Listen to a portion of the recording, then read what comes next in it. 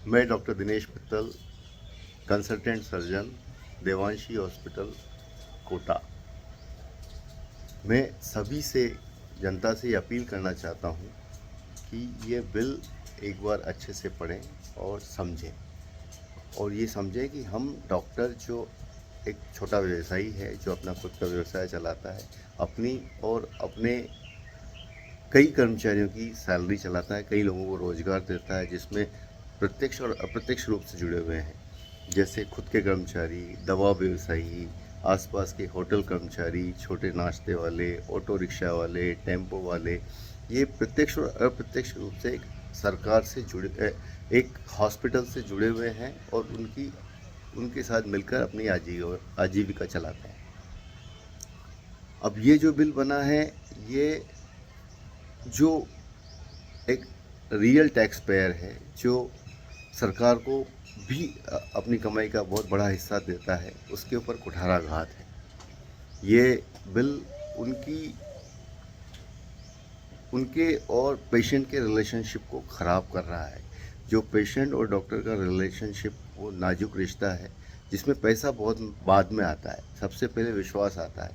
मरीज private hospital में कई लोगों से पूछ के जाता है कि कौन सा डॉक्टर अच्छा है, कौन सा हॉस्पिटल अच्छा है, कहाँ पर मुझे इलाज कराना है, कहाँ जाना है। वो सब करने के बाद फिर वो ये देखता है कि वो हॉस्पिटल मेरी जेब में आता है या नहीं आता है। उसके बाद वो किसी प्राइवेट हॉस्पिटल पहुंचता है और विश्वास की डोर पे इलाज कराता है। पैसा बहुत सेकेंडरी आता है। लेकिन इस बिल ने डॉक्टर और पेशेंट के रिलेशनशिप को ख़त्म करने की कयावत है। ये कोई भी हॉस्पिटल में बिना किसी उसकी पड़ताल किए हुए मरीज पहुंच जाएगा, क्योंकि उसको पैसा नहीं देना। अगर उसको वहाँ ठीक लगा तो ठीक है, नहीं तो किसी दूसरे में पहुंच जाएगा। उसकी वो होमवर्क करके नहीं आ रहा आपके पास, जैसे कि अब तक आता है। प्राइवेट वो हम कुर्सी की प्राइवेट डॉक्टर किसी कुर्सी की वजह से नहीं कमा रहे। प्राइवेट डॉक्टर्स अपनी धीरे धीरे ख्याति फैलने की वजह से अपना काम करते हैं।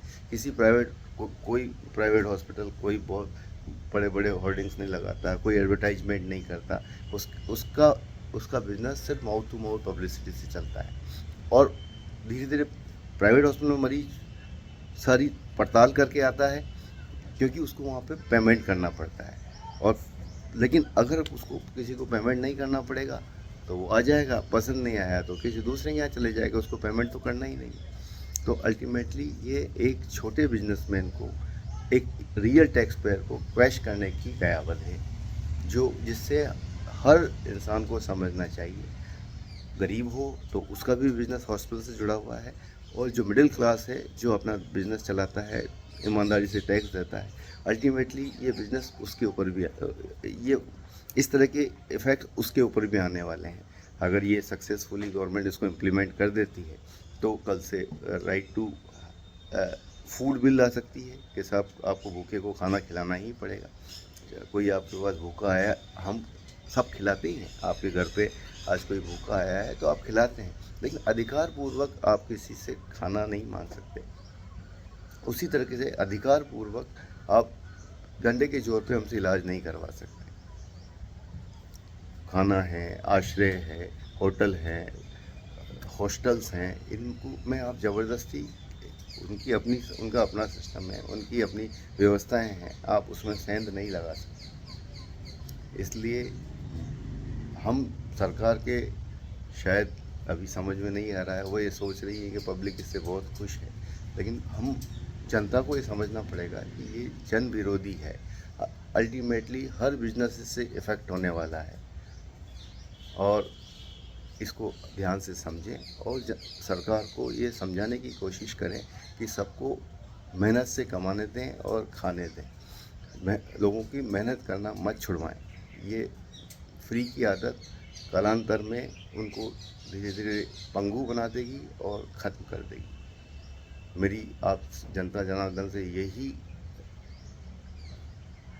अपील है कि इसको पढ़ें और खुलकर इसका विरोध करें। धन्यवाद।